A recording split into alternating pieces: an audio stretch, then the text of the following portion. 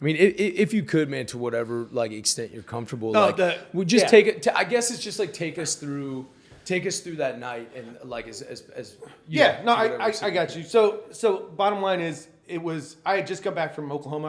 I was out there helping out. I'm a defense contractor still too. So we have the brewery. I work for a defense contractor at Fort Carson. We still train soldiers getting ready to go. That has been my saving grace, because it keeps me with soldiers. It keeps me with vets. All of us are vets that are doing it. So we all can kind of work through our shit together. And then, Joe's still getting something out of us. We're done, but at least, hey, here's some tips of what the fuck I did. And so that's what we do when we help him in the instruction. So I was at Fort Sill with my buddy. I just drove back. I got a fucking ticket on the way back. Right. So I was pissed. It was Friday. And I'm like, fuck, okay, whatever, man. And it pissed me off because we got pulled over twice. And my buddy, Wayne, he's a skater kid, but he was in the Army. Just same thing. He retired. But he was a skater kid out of Detroit and then Arizona. So we understand it because I'm a kid, San Diego, skaters all over the fucking place. Yeah. So he's a little punk rock kid, and I used to hang out with those dudes. So I understand we get along really well. And he's like, how it is. Skater punks hate fucking cops. I fucking can't stand cops because I was in the parking lot with my shirt up. Fucking dude, I'm not in the gang. I'm like, fuck you, all this shit. So I'm like, all right.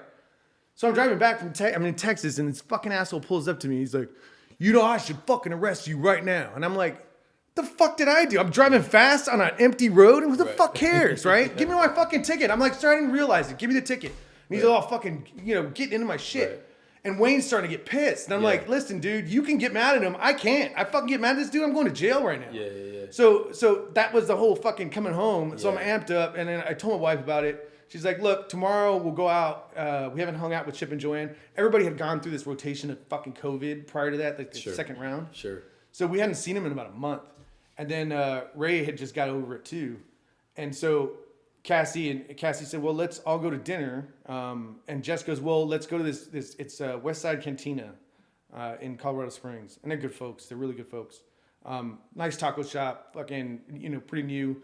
They wanted to put Jess's beer on tap. Nice. So we went over there to kind of do that and then have dinner, right? So it was all six of us. We met up. Chip and Joanne were there already with Ray. So these are your friends. This is your daughter, her boyfriend, 6 years. They went to prom together. And so look, I met Jess in 92. I got married when I was 22 to her. So my daughter had been with this guy for 6 years. She's 22 now. Wow. So her thought process, and again, it's to me, it's funny because we never really talk about it, but I told my wife all the time, I go, Ray's literally me. He's just, he's trying to figure it out. He's a good kid. He's getting in trouble, but he's not. And he's just kind of figuring it out. He didn't join the military, but he was kind of figuring it out. Yeah. And I go, we got married at 22. Yeah. She's 22. God knows what was going through her head with her girlfriends about, hey, you may propose, whatever. They've been together that long. Yeah. And so I've referenced him as my son-in-law for a lot of shit. And I told Cassie, I go, what's funny is in the Army, when you die, when you get killed in combat, they posthumously promote you. So you were E4, you're going to get buried as an E5. Yeah. If you were an E6, you're going to get buried as an E7. If they can do that, they'll do it.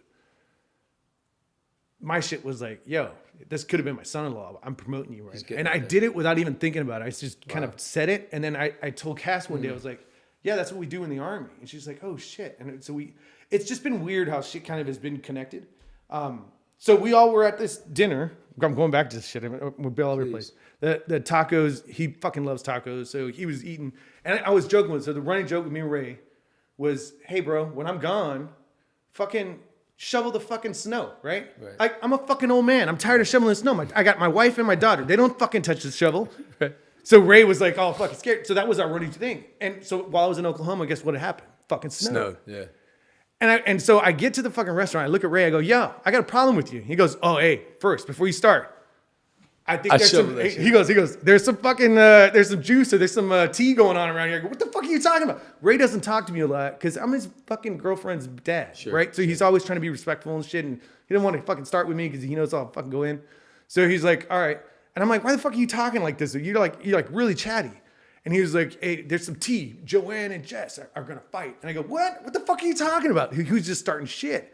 And I go, listen, guy, I got a problem with you. I don't know about them, but I got a problem with you.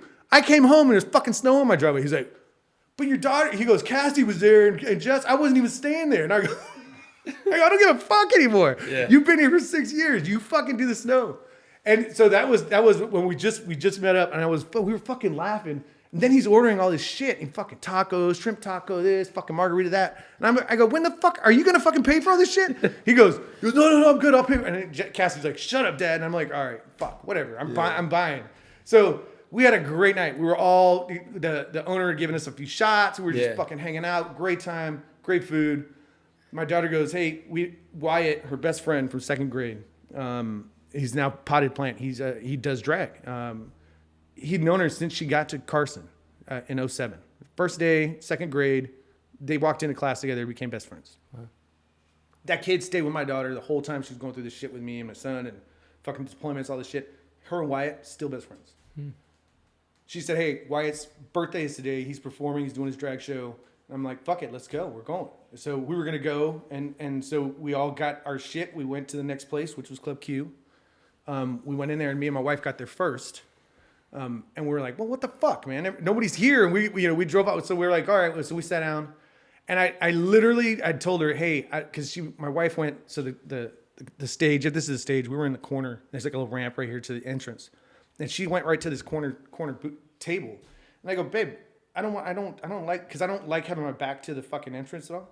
So like, what about the booth over here? She's like, it wasn't a booth. It was more like a long bench seating along a wall and tables. Like you get in restaurants, you know what I'm saying? The long bench.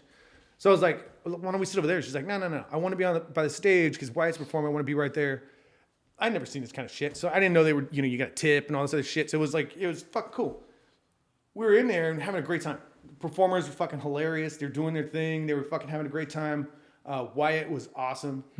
And then there was this couple, these two dudes sitting to the right of me, and they had this fan that was making this clacking noise. And instead of clapping, they were making this clack, clack, clack, clack, clack. And I kept telling my wife, I go, I want that fucking thing for the soccer game or for football. I go, I want that fucking noisemaker. I love that shit. I got drums and all this fucking shit because I'm in. When I get into my sports, I'm in, right? Yeah. So I'm like, that clacker shit, I want that. It was pretty crowded in there. It wasn't packed, right. But it was a full room. Right. And then the show ended. We were having a great time. We were still rain and had bought everybody a shot of Jelly. My wife has a video of us 20 minutes before this thing. All of us cheersing and just the biggest smiles you ever seen on all of us. And in the background are those two guys with the clacker. They're right there behind us. And I laughed because they actually came to visit us at the brewery. And I go, where the fuck were you guys? Because they just wanted to meet us. And I go, yeah, where were you guys at? He's like, yeah, we were on the booth on the side. I go, did you have the fan? Yeah. He's clacker? Like, he's like, yeah, that's me. I go, dude, we were talking about you the whole fucking night. Wow. And he's like, shit. He went into his car, pulled the fan out, gave me the fucking fan. Yeah. And so now it's in the front of the brewery. When you walk in, there's this Pride fan. Beautiful. Because it was like, that was, it's weird how people are connected and you didn't even know it, right? Yeah. Like, I was like into this shit. Yeah. This guy's like, he got fucking shot through his fucking neck. But he's walking around and I'm like, are you fucking kidding? There's every one of these people in there had a hero story. Regardless of where they're hiding, where they're fucking jumping, diving, I don't give a fuck. 19 people or 17, 19 people got shot. 5 people got killed. So you do the math. There's more than 30 rounds in that guy's magazine. So that's all I'm going to say. You don't shoot that many people with fucking 30 rounds. You don't. So, but again, I don't know the details of all this shit. I just know what they put out, which is just a picture of him walking in, which is the same visual that I had when I saw him and I took to the ground. So when I took the ground with Chip, I already had said that, are you fucking kidding me? And I think that's when I went into mode. And I call it combat mode, which is because it's, at that point, you stop thinking you're about managing the chaos. It's about managing chaos. As an officer, that's your job. As a leader. Did your head go first to your wife or to your... No. No. It was just like deal with it. Listen, everybody could have been shot around me. I had no fucking idea. All I knew is this guy's in here still shooting. I have to stop it because if I don't, he's going to kill all of us, right? Like there's no more. You can't think about who's already shot because he's still shooting. So I literally, as I hit the ground, I tried to get back up and I slipped. And I don't know whether it was Chip's blood. I don't know. And I told Chip I have no idea, but I slipped and I fell back into that booth that I was talking about that I wanted to sit at. So I hit my back and I was like, fuck.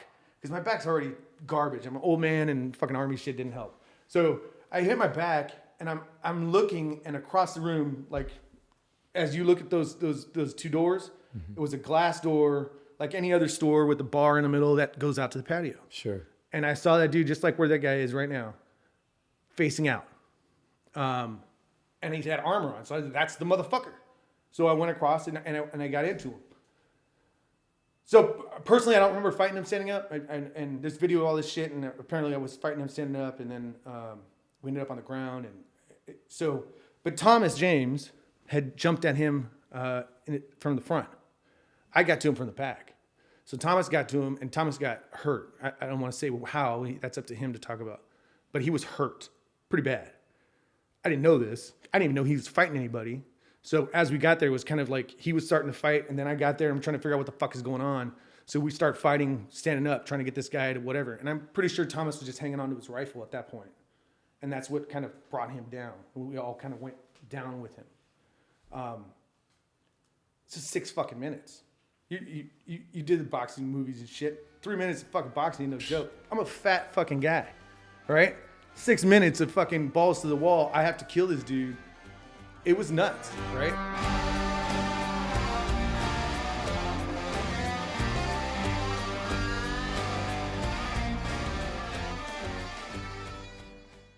I'm gonna get a workout in a little bit with my man Eric Linden, stunt coordinator from The Punisher. He's coming all the way up because we're about to get after it. And when that's done, he asked me in the car, are you gonna have my shake ready? And I know what that means. Am I gonna have my Sun Warrior shake? They've got the active protein, but they also have this collagen protein, which is amazing. They also have the Warrior blend, which is a little bit lighter if you're trying to cut. And I believe in it. I believe in that Sun Warrior stuff. Go to www.sunwarrior.com/real ones for 15% off. I appreciate y'all.